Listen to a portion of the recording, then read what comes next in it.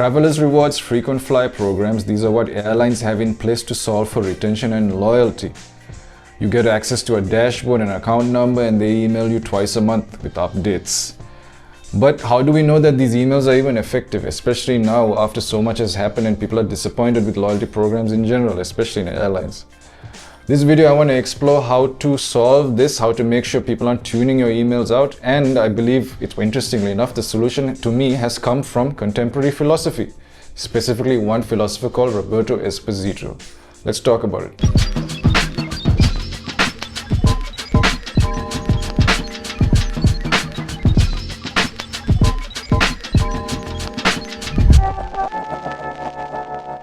We are Dropkick Copy, Olympic level direct response marketers, World Federation champions. Our oversight translates well to all levels of the funnel, but it's the bottom of the funnel where retention, loyalty, all this type of stuff exists that interests us the most. There's a link in the description box below. You can watch my partner interview some of our past clients, but finish watching the rest of this video first. So there's a part 1 to this video. In that video, I talked about something from Italian theory, a piece of contemporary philosophy, which helps us understand how to think of ourselves in relation to community and how to think about ourselves when we're trying to sell to this community, because trying to sell to people takes us out of the state of community. And there's this kind of catch-22 situation happening. You can check out that video. It's really interesting. The whole concept, the whole theory is interesting, but I'm going to bring you up to speed so you don't have to watch it too. That other video, I'm going to put it at the end, where the cards are. There's going to be 2 cards at the end when you finish watching this video. One of them is going to be that you can just click it and watch it. But let's orient yourself with what loyalty programs are in the context of airlines. So generally they don't make much money. They don't make huge margins. It's the loyalty programs. Up to 50% margins. They get up to 50% margins from these loyalty programs. That's why they're so interested in it, and they have to have it in place. They can't just stop the program. They need it. But what's interesting is, as recently as last year, CNN ran this story talking about how frequent flyers are disappointed and voicing their concerns, with frustration really, about how less of their spend through programs is accrued back to them. Points are being devalued. The actual rewards and experience that they want are further out of reach. Airlines are shifting the goalposts. They've shifted from a miles accumulation in terms of distance flight program kind of model to a spending model where you have to go and spend at places in order to actually earn the points. So people are expressing a lot of frustration about this, and it's gonna hurt the perception of loyalty programs in general, which is bad because, as we established earlier, that's one of their main money makers. And one other thing very interesting is some of their frequent flyers are actually like big spenders in the sense of it's B2B, it's other travel businesses engaged in these programs. So when I say people are voicing their frustrations, I want you to imagine that it's other businesses voicing their frustrations too, right? And that's going to cause a muddle and a kerfuffle in the industry. Something needs to be done. Just look at it from the marketing point of view or even the PR point of view. You're dealing with disappointed travelers. You're dealing with travelers who feel cheated. You're dealing with travelers who are losing interest in participating in any types of rewards program, and they're becoming increasingly disinterested with any kind of notion of being loyal to airline brands. So it's a mess. One thing to remember is these people who are highly engaged with membership programs, they're like deal hunters, and they actually enjoy finding the opportunities and they enjoy figuring out how to optimize for the best possible rewards. Yeah, they're into it. If you're not cultivating that and you've lost their faith and lost their sincerity about that, they're going to enter the market. They're going to still try to look for opportunities, but they're going to be more open to hearing what other people have to say, what other people's rewards programs are like. Okay? And what that's going to translate to is them spending less with you overall. They'll spend with other people too. That's bad for business, right? Especially considering that these loyalty programs are the main way that airlines are earning a lot of their margins. So there's a leak here. A leak in a plane. A leak in air. The leak needs to be fixed. To plug this leak, let's look at, first of all, where is the customer, the traveler at? The main thing is they're disoriented, first and foremost. Things used to work one way, now they're working a different way. So we need to solve the disorientation problem. The other thing that's happened is the catalog of things that they can spend the points on might have changed, or the ways of earning the points have changed, and the rewards. So that's gonna, they might have had aspirations for one thing, but now the aspirations have to be different. So there's that portion of disorientation too.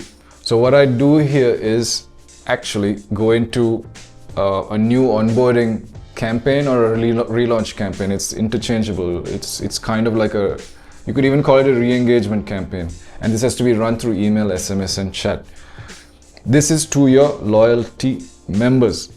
You could also do something top of the funnel. You could organic ads. You can do all that stuff. It's not a priority. It's not your main priority, because you do that to get your message in front of your competitors' audience. Because sometimes your competitors' audience is some of your old customers. Maybe they used to fly with you. They don't fly with you that frequently anymore. They used to be part of your program. They don't care anymore. So that top of the funnel touch is necessary, but it's not the primary thing. First and foremost, you want to talk to the people who are in your members program right now who are engaged. This onboarding relaunch sequence, it's not rocket science, pretty straightforward. The one thing though is you have to be mindful of the messaging.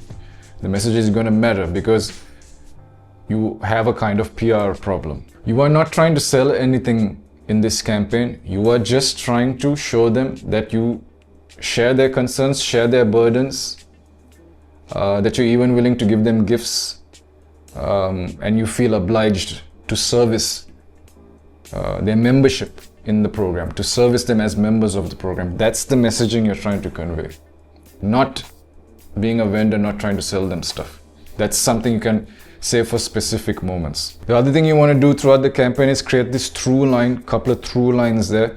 One is you want to make sure they're rewarded for engaging with your emails all the way through. If it's 3, 4, 5, 6, 7 emails, whatever that is, at the end there needs to be some sort of reward in place. Easiest thing is to give them some miles. So there's a reward for staying engaged. There's also an aspirational path that must emerge for them. Everybody wants different things. It's up to you to show them that here, now that the loyalty program system has changed, it's fine. There is still stuff that you can want from this and aspire for from this. And here's what that looks like for you. It needs to be made clear when they engage with the campaign all the way through. So what I'm saying is tone, role. Tone and role is what you need to be focused on, and things like aspiration and rewards for them, just for simply being an engaged member. That's what needs to be, you know what I mean? You make sure that's in place in this campaign. Otherwise, you just be sending 7 emails saying, hey, we've got a new program, here's what you can see, and here's the cool stuff, and blah, blah, blah. It won't hit, it won't land. The messaging is what's gonna make it land. A quick thought about aspirational parts. If you can give them a tool or some sort of map that helps make it clear for them how to navigate their existence in the community to get what they want, that's gonna land really well. So it's loyalty programs become profitable when members actually don't redeem stuff. So the people running the programs aren't incentivized to help you redeem. It's like in crypto, crypto projects, they're not incentivized to help people make money. They just show you how you can possibly make money. They're not trying to tell you how, because that becomes financial advice. It's risky. So what I'm saying is you try and get over that hesitancy, that feeling of yourself, that feeling that you want to immunize yourself from risk and immunize yourself from being from losses and such. The more you can give people the actual tools and the strategies of how to enjoy being a member, the better for you. Because they are bargain hunters. They're looking for deals. They're looking for opportunities. Their burden is trying to get the best travel experience and figuring out what that is.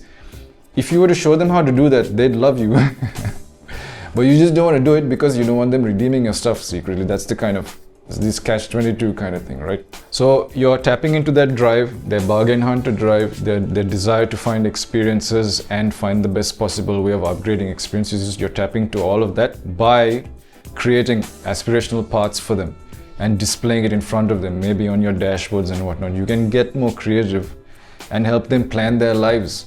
The more you help them plan their lives and assist them, the more obliged they'll feel to kind of participate too in the path that you've laid out for them and spend in the ways that you want to spend. Very simple. At the end of the campaign, you want to cap it off with something like a quiz or a survey. You want to gather information, data that's going to help you personalize future emails that you send to your loyalty members. This is an important step. It's also a qualifying step. It shows you how many people are so engaged that they've actually gone all the way through. That's a separate type of member, a very active member. That's a cohort you can define. Highly active members, slightly active members, and members who didn't actually even interact with the campaign at all. Those personalizations are going to help you with the future emails and when you're trying to enter into their lives, not as a vendor, not as a minister, not as somebody from the state and whatnot, not in an official capacity. You're just trying to enter their lives as they go about their day in their leisurely activities and such, contributing towards leisure, contributing towards their goals, their ambitions and such. Apart from personalization, you also want to have metrics that you can track, not just open rates. Open rates don't mean much because in the travel industry, open rates are high. Click-through rates will matter a little bit more than open rates. You also want to be segmenting people into cohorts, setting up milestones, who's set up their account, who's gone through the whole onboarding, who's done the survey, who's redeemed the reward air miles we gave them, who's looked at these offers versus those offers. And you want to then use that to further personalize your comm strategy to all these people and automate everything. That's going to feed back into how you're dealing with your loyalty members as a whole. And then run a profit and loss statement to understand if your community building efforts are yielding revenue for you versus the people that you're not treating with this sense of community, with this sense of community spirit. The people that you're going above and beyond for should be spending 2 and 3 times more, right? Otherwise, something's not working, something's not clicking. The people who've not engaged at all, you still have to reach them, right? So let's apply the philosophy here. They've bought from you once or interact with you once in some way. They moved away from the marketplace and now they're in the commons, engaging in leisure, engaging in their own work. You have to meet them somewhere. You try to meet them through email, SMS and chat to get in their inbox where they're just hanging out, reading other emails, being a bit leisurely about that. You try to enter there, they didn't engage. What are your options now? Now is where you have to go back either top of the funnel or be in person or live streaming, whichever works. In person means you have to show up at an event. Where do they hang out? You have to know where their commons is. You have to investigate that. Are they online watching certain channels or certain travel vloggers? You need to be there then. Or you need to have some sort of reason for them to log in and watch a live stream. These are the only other ways to get them back interested in the loyalty program. That's more or less it. It's comm strategy that's drawing inspiration from a philosophical understanding of community. You understand the role that you play. This is if you want the type of resilience that community gives you. Do you want that or do you not want that? Do you want loyalty? Do you want people to be obliged to hear you out?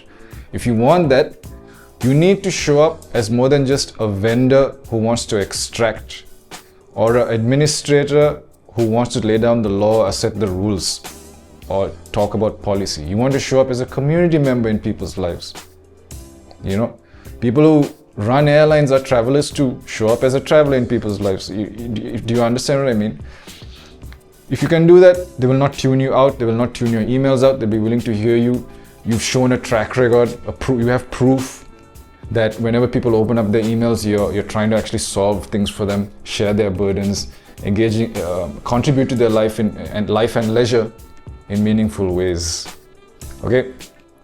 Keep that in mind when you're running comms. I hope that solves the catastrophe of a situation that's occurred in this loyalty program seen in airlines and such. Till the next one, take it easy.